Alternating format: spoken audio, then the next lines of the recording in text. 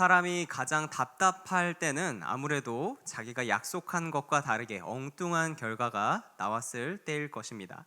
직장인들이 가장 억울할 때가 언제겠습니까? 약속한 대로, 약속한 금액을 약속한 날짜에 받지 못할 때, 혹은 정해진 금액만큼 상대방이 그 일을 처리해 주지 않을 때일 것입니다. 학생들은 언제 가장 답답해 합니까? 내가 분명히 열심히 공부를 했는데 하필이면 시험이 공부한 범위 밖에서 나와서 내 열심에 대해서 배신을 당할 때겠죠. 그렇다면 엄마들은 언제 억울하고 답답할까요? 몇 년 전에 한 가정집에 방문한 적이 있습니다. 그 가정집은 한 4살, 5살 정도의 아이를 키우는 가정집이었는데요. 가서 이렇게 보니까 아이의 눈높이에 맞게 냉장고에 종이 하나가 붙어 있는 것입니다. 맨 위에는 이렇게 써져 있었습니다. 우리 땡땡이의 생활 규칙, 그리고 색연필로 예쁘게 알록달록 삐뚤삐뚤 색칠한 그런 종이가 하나가 있었습니다. 정확히 기억은 나지 않지만 대략 이런 내용으로 저는 그것을 기억합니다. 우리 1번, 밥을 먹을 때는 끝까지 앉은 자리에서 다 먹어요. 2번, 아침에 일어나면 눕지 않고 바로 화장실로 가서 세수해요. 이 아이의 생활 규칙에서 느껴지시는 어머니의 억울함과 답답함이 느껴지십니까? 분명히 나는 밥을 해서 줬는데 밥을 먹다가 계속 돌아다니고, 밥을 먹다가 장난감 만지고, 밥을 먹다가 딴 거 하고 하다 보니까 너무 시간이 많이 끌리는 거죠. 아침에 유치원에 가야 해서 아기를 깨웠는데, 나는 분명히 제때 깨웠는데 아이가 일어나지 않고 자꾸 다시 잘라 그러고, 나는 다시 깨우고 자꾸 잘라 그러고, 반복되다 보니까 나도 짜증나고, 짜증난 나의 모습을 보면서 아기도 짜증나서 울고, 그렇게 한바탕 하다 보면은 등원 시간이 훌쩍 지나버립니다. 아무리 사랑스러운 내 자식이지만 그때만큼은 억울함이 밑에서부터 복받쳐 오르게 될 것입니다. 그렇지만 어머니 된 입장에서 그거를 포기할 수는 없습니다. 부모님 된 입장에서 포기할 수는 없죠. 우리 끝까지 아이가 이 약속을 지킬 때까지 어르고 달래고 또 훈련시키고 해서 정상 궤도에 올려놓아야만 합니다. 길게 설명하지 않아도 알 것 같습니다. 그 냉장고에 걸려있던 우리 땡땡이의 생활규칙은 이런 부모님의 마음이 꾹꾹 담겨서 걸려진 것일 겁니다. 우리가 주일 오후에 시리즈로 보고 있는 이런 언약 시리즈, 여기에 등장한 하나님은 이와는 분명히 다르신 분이십니다. 하나님은 언약을 갱신하고 또 갱신해 가면서 하나님이 정하신 때에 하나님의 일을 분명하게 이루어가고 계십니다. 주체적으로 이루어가고 계시죠. 그에 맞춰서 아브라함도 한 번, 두 번, 오늘 본문에서 3번 나타나서 더 약속하고 어르고 달래고 나를 더 믿으라고 설득해가는 그런 과정을 보여주고 계십니다. 우리 처음에 아브라함은 12장에서 나왔습니다. 그때 하나님이 아브라함을 부르십니다. 내가 너로 큰 민족을 이루게 하리라. 그리고 15장에서 다시 부르십니다. 내 몸에서 날 자가 내 상속자가 되리라. 내 자손이 밤하늘의 별과 같이 많아지게 하리라. 그리고 오늘 17장에서 또 말씀하십니다. 내가 너를 여러 민족의 아버지가 되게 함이니라. 하나님은 왜 굳이 이런 비슷해 보이는 언약을 여러 번에 걸쳐서 약속을 하십니까? 벌써 3번째인데 말입니다. 이 궁금증을 풀려면은 17장 앞에 있는 16장의 내용을 보아야만 합니다. 16장의 내용은 대략 이렇습니다. 아브라함이 86세 정도가 되었을 때 사레가 아브라함을 찾아옵니다. 찾아와서는 아브라함을 설득하죠. 나도 늙었고 앞으로도 출산을 못할 것 같으니 내 여종과 동침하라는 것입니다. 내 여종이 아이를 낳으면 하나님의 방법은 아니지만 그래도 자식이 생기기는 생긴다는 것이죠. 바로 전 16장 전 15장에서 하나님은 내 몸에서 날 자가 내 상속자가 되리라 라고 못 박으신 적이 있습니다. 부부는 한 몸이니 아브라함과 다른 사람이 아닌 결혼한 사레에게서 자식이 태어나는, 하나님이 약속하신 자식이 태어나는 것이 맞습니다. 하지만 사례가 흔들렸던 것처럼 아브라함도 하나님의 약속을 끝까지 믿고 기다리고 신뢰하지는 못했습니다. 추측을 좀 해보자면 이런 심정이었던 것 같습니다. 내 나이가 벌써 90이 다 돼가고 있는데 90을 바라보고 있는데 시간이 가면 갈수록 본인이 제일 잘 알지 않습니까? 점점 힘이 빠져가고 있다는 것을 말입니다. 그래서 더 늦기 전에 타개책을 나름대로 이렇게 모색해 본 것이죠. 하나님의 말씀을 들을 때 그 순간에는 하나님의 말씀이 영원한 것 같고 나도 그 말씀을 따라서 영원히 그 말씀을 지킬 수 있을 것 같고 다 할 수 있을 것만 같은 자신감에 아멘으로 순종하며 나아갔지만 실제로 그 이후에 말씀대로 살아가는 것은 그렇게 만만치 않다는 것을 보게 됩니다. 신기하게도 현실로 돌아오면 그 영원할 것 같은 뜨거움이 금세 식어버리게 됩니다. 사람이 하루에도 몇 번씩 기분이 오르락내리락 하는데 1년이 지나고 2년이 지나고 10년이 지나고 한다면 그런 마음속의 다짐은 쉽게 지키기가 점점 더 힘들어지는 것이죠. 아브라함뿐만이 아니라 이런 고뇌를 겪은 사람들은 굉장히 성경에 많습니다. 성경에 보면 참 아름다운 하나님의 약속을 듣고 그 말씀을 내가 어떻게 하라 사명을 받은 사람들이 참 많이 나오는데요. 그 중에서 많은 사람들이 이상하리 많지 조금만 더 지나면 세상에서 굉장히 홀대받고 정말 버티고 있구나라는 느낌으로 세상에 쫓겨가는 그런 모습들을 봅니다. 세상에서 고난받고 있는 모습들을 봅니다. 제가 예를 2개만 들어보도록 하겠습니다. 하나님이 에스겔을 부르십니다. 하나님의 선지자 에스겔을 부르십니다. 그리고 하나님은 에스겔에게 이스라엘 백성들에게 가서 나의 말을 전하라 라고 말씀하십니다. 이때 에스겔의 마음이 어땠을까 잠깐 상상을 해봅니다. 하나님께서 직접 나타나셔서 나에게 말씀하십니다. 사명을 받았습니다. 당연히 가슴에 벅차 올랐겠지요. 그 순간만큼은 막 두루마리를 보여주셔서 나에게 먹게 하시는 환상도 보고 하나님이 나의 영을 드는 게 느껴집니다. 이러면은 이런 경험을 하고 하나님의 말씀을 전하러 가면 상식적으로 이런 기대를 하게 됩니다. 하나님이 나를 부르셨고 내가 전하는 건 하나님의 말이니 그게 잘 전해지도록 해야 되는 것이 하나님의 역할이 아닌가. 가서 내가 이것이 하나님의 말씀이라 전하면 사람들이 다 뛰어나와서 그 말씀을 들어야 될 것 같고 회개하라 전하면 사람들이 눈물을 흘리며 자기 죄를 고하고 무릎을 꿇어야 할 것만 같습니다. 그런데 하나님은 같은 3장 안에서 이렇게 에스겔에게 말씀을 하십니다. 에스겔 3장 7절입니다. 그러나 이스라엘 족속은 이마가 굳고 마음이 굳어 내 말을 듣고자 아니하리니 이는 내 말을 듣고자 아니. 하나님의 말씀을 전하러 가는데 듣는 이스라엘 사람들은 그걸 하나님의 말씀인지 알고도 안 들을 것이라고 말씀하십니다. 에스겔서는 48장까지 있는데 3장까지만 읽어도 앞으로 에스겔이 어떻게 고생하며 인생을 살아갈지가 훤히 보이는 순간이죠. 마음이 굳은 사람들에게 하나님의 말씀을 전하는 것은 참 쉽지 않은 일이기 때문입니다. 또 한 번은 예수님께서 제자들을 불러 모으십니다. 불러 모으시고는 말씀하시죠.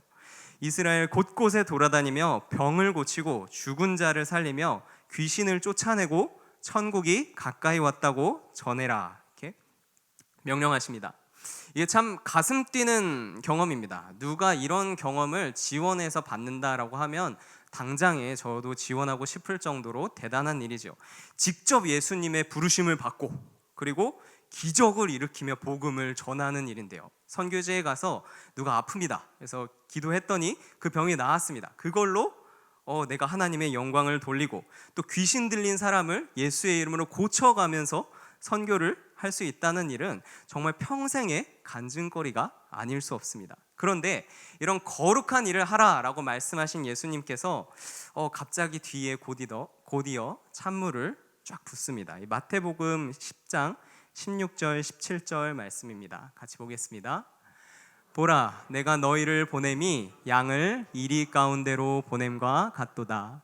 그러므로 너희는 뱀같이 지혜롭고 비둘기같이 순결하라.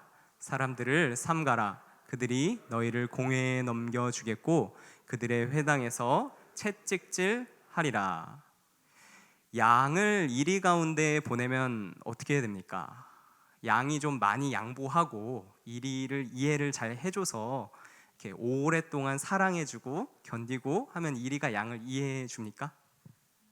그럴 일은 일어나지 않습니다. 이 양을 이리에게 보냈을 때 나오는 결과는 딱 한 가지밖에 생각할 수 없습니다. 이리에게 뜯겨 죽는 것이죠. 아름다운 하나님의 약속과 사명을 품고 사는 이들은 참 아름답지만 그들이 마주한 세상은 그만큼 그렇게 아름답지만은 않고 만만치만은 않다는 것이죠. 그래서 하나님은 이들 가운데 하나님의 영광을 보여주십니다. 이 언약 백성을 위한 분명의 약속의 말씀을 심어주십니다. 확실하게 심어주십니다. 그 이유는 고독하고 내 삶이 고단하고 힘들 때마다 그 하나님의 영광을 기억하며 그 증거를 보면서 버틸 수 있게끔 충분히 신뢰감을 심어주기 위해서입니다. 나는 하나님의 사람이다, 하나님의 말씀을 받은 사람이다 라는 소속감을 분명히 일깨워 주시기 위해서이죠. 오늘 아브라함에게도 그렇게 하나님은 찾아오십니다. 충분히 아브라함이 한 번 더 그 언약 가운데서 신뢰감을 느끼고 하나님의 신실함을 신뢰할 수 있게끔 하나님께서는 찾아와 말씀하십니다. 지난번에도 또 그 전에도 하나님께서 약속을 주셨지만 언약의 세레머니까지 하면서 그 약속이 너에게 있다 말씀하시지만 오늘 말씀에서는 더 확실하게 이제는 더 이상 세상에서 헷갈리지 않게끔 그 증표를 확실히 찍어주시는 것이 창세기 17장의 말씀이시죠. 16장에서 이제 13년이 지났습니다. 다시 나타나신 하나님은 아브라함에게 말씀하십니다. 나는 전능한 하나님이라. 너는 여러 민족의 아버지가 될지라. 그리고 그 이름을 아브라함에서 아브라함으로 바꾸어 주십니다. 사실 이전까지 아브라함이 갖고 있던 이름 아브람은 그 이름의 뜻은 존경받는 아버지라는 뜻입니다. 어쩌면 세상살이에서 떠밀려서 지친 노인 아브라함의 생각 속에는 자기 이름처럼 존경받는 아버지라는 것에서 만족했을지도 모릅니다. 많은 자식을 주겠다는, 많은 민족들이 나에게서 나오게 하시겠다는 저 멀어 보이는 하나님의 약속보다 그저 자신의 이름만큼 그냥 한 아들에게라도 존경받는 그런 아버지면 만족하겠다. 그게 더 순간적으로 합리적이어 보이고 그게 순간적으로 더 매력적으로 다가오는 것이죠. 그것을 조금이라도 더 젊을 때 빨리 해야 되는 것이니까 더 시간이 흐를수록 더 힘이 빠지고 못할지도 모르니까 나중에 가면은 정말 내 힘이 다하게 되면은 아무것도 없이 하나님의 약속만 믿고 기다려야 하는데, 물론 그게 합당하고 하나님의 약속을 기다리는 게 좋은 일인지 알지만서도 너무 받아들이기가 힘든 것이죠. 그러면서 아브라함은 존중받는 아버지 정도에서 고뇌했을 것입니다. 내 자손을 밤하늘의 별과 같이 많게 하리라. 너무 먼 미래, 너무 꿈 같은 일로 느껴졌던 것이죠. 그러나 이제는 하나님께서 아브라함에게 아브라함이라는 이름을 주십니다. 아브라함의 이름의 뜻은 많은 무리의 아버지라는 뜻입니다. 우리 창세기 17장 6절에서 7절 말씀 같이 읽겠습니다. 내가 너로 심히 번성하게 하리니 내가 내게서 민족들이 나게 하며 왕들이 내게로부터 나오리라. 내가 내 언약을 나와 세워서 영원한 언약을 삼고 너와 내 후손의 하나님이 되게 하리라. 하나님께서 너무나 초라하게 변해져 버린 아브라함의 마음을 강하게 하십니다. 하나님께서 주시는 영원한 언약을 다시 한 번 더 바라보게 하시며 소망을 갖게 만드십니다. 그리고 그 언약의 증표로 아브라함과 그 집의 남자들에게 할례를 받으라라고 말씀하십니다. 할례는 말씀에서 나왔다시피 남자의 성기의 일부분을 잘라내는 것입니다. 그 살점을 잘라내는 것 자체가 그것 자체만으로 중요하거나 어떤 의미를 갖는 것은 아니지만 하나님께서 이렇게 언약하시며 이렇게 증표로 주셨기에 그 담긴 의미를 보고 중요하게 받아들여야만 하지요. 그렇다면 그 의미가 무엇입니까? 할례는 정말 쉽게 말해서, 편하게 얘기해서 하나님 앞에 자신을 죽이고 하나님의 말씀을 따라 이제 성결하게 살겠습니다 하는 표지입니다. 내 육체의 힘을 내려놓고 하나님의 뜻을 의지하겠다는 그런 표시가 됩니다. 이런 표시를 하고 이런 고백을 하고 하나님의 언약의 백성으로 들어가게 되는 것이죠. 이제 평생 동안 이 표시를 나하고 따로 떨어뜨려서 생각할 수가 없습니다. 매일매일 볼 수밖에 없고요. 나의 몸에 강하게 흔적을 남기는 것입니다. 매일 볼 때마다 묵상하게 될 수밖에 없습니다. 나는 누구인가? 나는 할례 받은 사람이다. 나는 나의 뜻대로 살지 않고 하나님의 뜻대로 사는 사람이다. 확실하게 눈에 보이는, 매일 마주치는 이런 흔적을 남겨놓는 것이죠. 하나님의 말씀과 약속은 늘 그 자리에 있지만 사람은 본능적으로 눈에 안 보이면 잊혀지고 눈에 보여줘야, 귀에 들려야 마음이 쉽게 더 움직이기에 하나님께서 배려해 주셔서 아브라함에게 증거를 남겨주시는 것입니다. 이게 참 어려운 말씀인 것 같지만 저는 결혼을 준비하면서 이 은혜가 어떤 것이겠구나 참 체감을 많이 하게 되었습니다. 요즘에 결혼은 어떻게 하게 됩니까? 남녀가 서로 만나서 서로 사랑하고 사랑의 고백을 하고 그 고백에 신뢰를 충분히 쌓게 되면 혹은 쌓여지기를 바라면서 이게 결혼을 하게 됩니다. 그렇다면 그 신뢰는 어떻게 쌓을 수 있겠습니까? 지금은 그렇게 생각하지 않지만 저는 부끄럽지만 그때 저는 말로 하면 된다고 생각을 했습니다. 예비 신부요? 언제나 사랑하죠. 마음속에 우선순위고 앞으로 이제 결혼 계획도 다 세워놨고요. 부모님께는 한 달에 한 번, 너무 많습니다. 반기에 한 번, 한 분기에 한 번 나올까 말까 하는 사랑한다는 말까지 해가면서 제 마음을 충분히 표현을 하는 것이죠. 이 정도면 저는 충분한 것이다 라고 생각했는데 제가 사람을 너무 몰랐던 것이죠. 예비 신부의 마음을 흡족하게 하기는 아직 부족했습니다. 여자 예비 신부의 입장에서 불만이 있었는데 아직 프로포즈를 안 했다는 것이죠.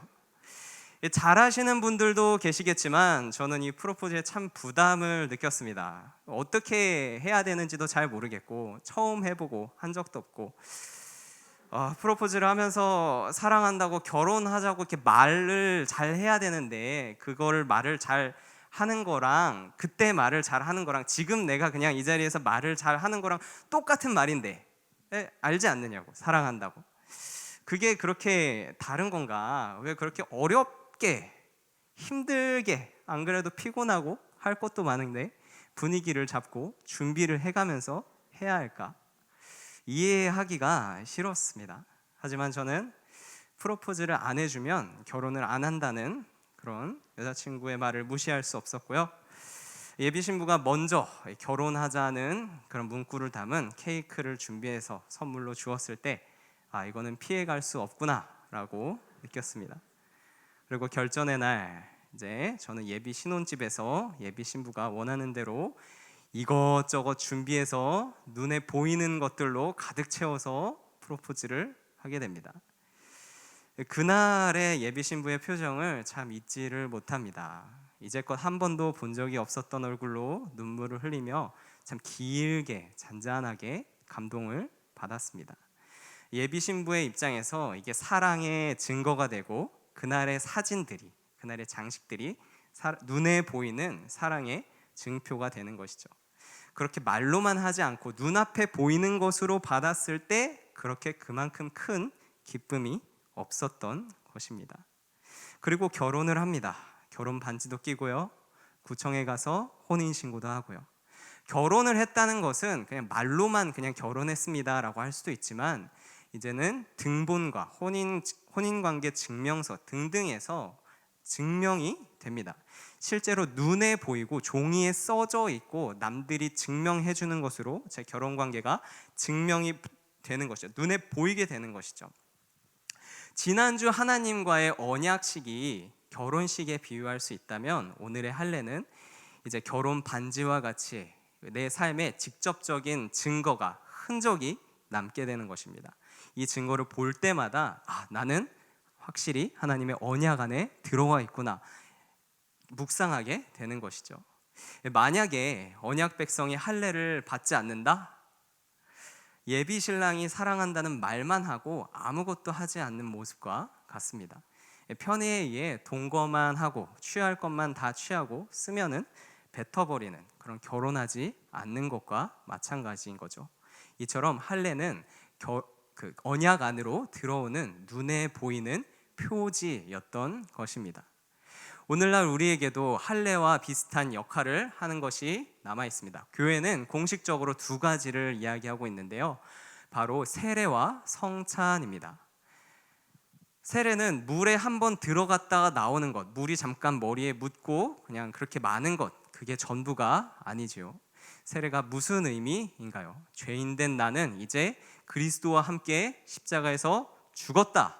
그리고 이제는 나를 구원하신 하나님의 은혜로 사는 사람이 되었다. 앞으로는 하나님의 법도를 따르고 하나님의 말씀을 기뻐하는 거룩한 백성으로 살아가리라. 공식적으로 고백하고 그 은혜를 누리는 그 기회가 됩니다. 성도라면 다 누리는 거지만 공식적으로 눈에 보이게 준비해 주는 것이죠. 성찬도 그렇습니다. 세례를 받고 그리스도인으로 살아갑니다. 살아가다가 너무 세상에서 이리 치이고 저리 치이고 내 연약함으로 인해서 시험을 당할 때 세상과 적당히 타협하는 것만이 내 마지막 선택지가 아닌가, 다른 방법은 없는가라고 위기의식이 느껴질 때 참여하는 성찬은 참 의미가 큽니다. 그리스도께서 나를 피값을 주고 구원하셨다는 것이죠. 내가 사는 게 아니구나. 나는 피값으로 은혜 안에서 사는 거구나. 묵상하게 됩니다. 이 외에도 개인적으로 각각의 성도님들께서 하나님께서 남기신 그 언약의 흔적들이 있을 것입니다. 나는 어쩌다 그리스도인이 될 수밖에 없었나? 세상으로 돌아갈 수도 있었는데, 시험에 넘어질 수도 있었는데 하나님께서 나를 넘어뜨리지 않으시고 나를 어떻게 이 길로 남아있게 하셨나? 2주 전에 저희가 찬양 세미나를, 예배 세미나를 하게 되었는데요. 찬양을 고백하면서 나는 이 찬양의 고백이 참 나를 넘어지지 않게 붙들어주고 하나님께서 주신 말씀으로 다가와서 참 감동을 얻었습니다 라고 고백했죠. 사람마다 이런 언약의 증거는 또 다르게 올 수가 있습니다. 이런 것들은 앞에서 얘기했다시피 성도라면 원래 당연히 하나님의 약속 안에서 자유롭고 행복하고 그 하나님께서 주신 것을 소망하면서 기뻐야 하지만, 당연히 그렇게 해야 되지만 우리는 이제 연약한 인간이기 때문에 말로만 해서는 힘들고 넘어질 수 있고 고단한 것이죠. 그때 하나님께서 증거를 주셔서 우리로 하여금 신뢰를 강하게 만들어 주시는 것입니다. 말씀의 정리를 하겠습니다. 하나님은 하나님의 정한 일을 하나님의 때에 담담히 이루어 가십니다. 하지만 연약하고 한계가 있는 우리는 그 크신 하나님의 뜻을 다 처음부터 바라보고 알며 대응하기에는 부족함이 있습니다. 때로는 분명히 내가 하나님의 사람인데 하나님의 말씀을 받았음에도 불구하고 고단함에 흔들리고는 합니다. 하나님의 약속은 너무 먼 미래에 있는 것 같아 보여서 열심을 내서 내 힘으로 당장 이거는 해결하지 않을까, 그런 유혹과 함정에 빠지기가 쉽습니다. 오늘 아브라함이 그랬던 것처럼 몇 번이고 은혜를 경험한 사람도, 신앙 위에 있는 사람도 이러한 유혹은 예외 없이 동일하게 찾아옵니다. 그때 하나님은 오롯이 하나님만을 신뢰하길 원하십니다. 내가 힘을 내서, 있는 힘을 다 내서 세상에서 견딜고 자리 잡고 있을 만큼 바짝 살아가는 사람이 우리가 아닙니다. 하나님의 언약 백성으로서 마땅히 하나님께서 주신 거, 하나님께서 내게 약속하신 거, 그것을 소망하며 하나님께서 주신 것을 지키며 살아가는 사람들이 우리입니다.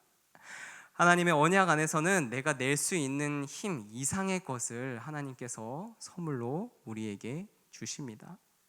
예전 아브라함의 때는 할례를 주셨습니다. 이것이 표징이 되어서 하나님의 백성을 삼으라는 것이었습니다. 현대의 우리들은 눈에 보이는 세례를 받고 성찬에 참여해서 우리들의 정체성을 증명하죠. 나는 하나님의 언약 안에 들어와 있는 사람이다. 하지만 오늘도 세상을 향해 한 걸음씩 내디딜 때 아브라함 같이 우리는 넘어지고 억울하며 힘듭니다. 만만하지가 않은 거죠. 그때마다 우리는 무엇을 함으로 버틸 수 있을까? 내가 또 어디까지 힘을 내서 견뎌야 할까를 고민하기보다는 하나님께 나아와서 이런 은혜의 자리에 참여하고 기도로 아뢰고 성령님께 마땅히 지킬 것이 무엇인가를 아뢰어 분별해야만 합니다. 은혜의 자리에 하나님께 적극적으로 나아오는 것이죠. 그렇게 나아오는 성도님들을 하나님께서는 방치하지 않으십니다. 은혜의 증거들을 남겨주시고 더욱더 내 안에 갖고 있었던 하나님을 향한 신뢰를 강하게 만들어주시죠. 그렇게 내 마음이 강해진 다음에는 내 마음이 혼란스럽지 않습니다. 우선순위가 정해졌기 때문입니다.